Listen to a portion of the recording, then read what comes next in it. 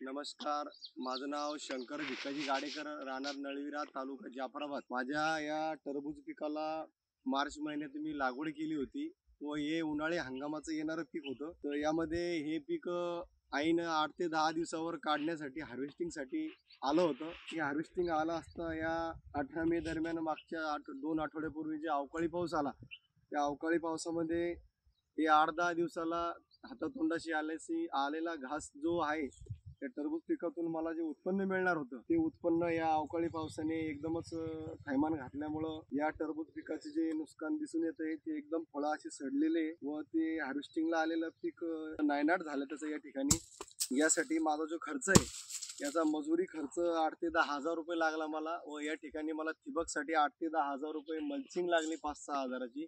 त्यानंतर मला यासाठी औषधासाठी 50 ते 60 हजार रुपये खर्च या ठिकाणी आलेला आहे. असा सरासरी माझा 60-70 हजार रुपये खर्च या टरबूज पिकासाठी झाला होता व याची दखल म्हणून आमच्या तालुका स्तरावरून कृषी खात्यातले काही मंडळी व महसूल खात्यातले काही मंडळी यांनी काल पंचनामा या ठिकाणी केलेला आहे. पण नुसता पंचनामा करून यात मला काहीतरी फुलाची पाकळी म्हणून मदत खरीप पिकाच्या पेरणीसाठी व्हावी अशी मी विनंती करतो.